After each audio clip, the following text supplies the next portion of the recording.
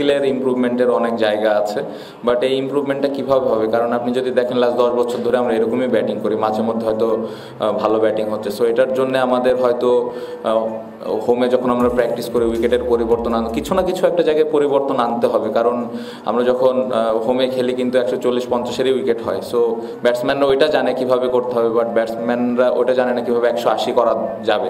So ওই ধরনের উইকেটে হয়তো আমাদের প্র্যাকটিস করলে আমাদের আরেকটু ইমপ্রুভমেন্ট হবে। বাট আমি অজুহাত আর কত?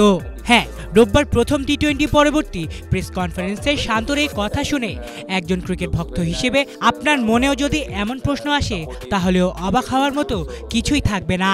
শান্তর কথা মতে ঘরের মাঠে উইকেটের পরিবর্তন দরকার, তাহলেই আসবে তাদের ব্যাটিং অ্যাপ্রোচে পরিবর্তন। অথচ গত 2 বছর বাংলাদেশ ক্রিকেট দল ঘরের মাটিতে টি-20 ম্যাচ খেলেছে মোট 16টি, যেখানে মোটে 2 ম্যাচ খেলা হয়েছে মিরপুরে, আর বাকি 2 ম্যাচের ভেন্যু ছিল সিলেট এবং চট্টগ্রাম। ঘরোয়া ক্রিকেট হোক কিংবা আন্তর্জাতিক ক্রিকেট, বাংলাদেশের ভেন্যুগুলোর মধ্যে সবচেয়ে হাই স্কোরিং গ্রাউন্ড কিন্তু এই সিলেট এবং চট্টগ্রামে।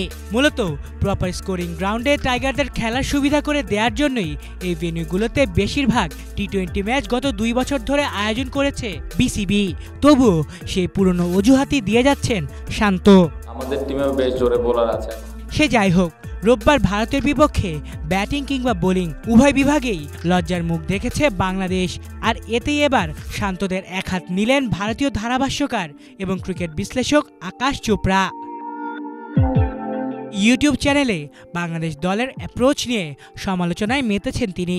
সেখানে তিনি বলেন, সম্মানের সাথেই বলতে চাই, এই বাংলাদেশ দল আমাদের মোটেও চ্যালেঞ্জ করতে পারছে না, তারা একদম গতানুগতিক ক্রিকেট খেলছে। আর আকাশের এই মন্তব্যই ভাইরাল সামাজিক যোগাযোগ মাধ্যমে। টেস্ট সিরিজে 2 ম্যাচ হারলেও উভয় ম্যাচেই বেশ কিছু ভালো স্মৃতি ছিল বাংলাদেশের জন্য। তবে 3 ম্যাচ সিরিজের প্রথম টি-20তে যেন এক প্রকার অসহায় আত্মসমর্পণই করল নাজমুল হোসেন শান্তর দল। এই সিরিজের দ্বিতীয় টি-20 ম্যাচ মাঠে গড়াবে আগামী বুধবার। তাই তো শান্তরা এই ম্যাচে তাদের ভুল শুধরে আবার কামব্যাক করতে পারে নাকি, তাই এখন দেখার বিষয়। আলিফ Chowdhury, Bangla vision news desk.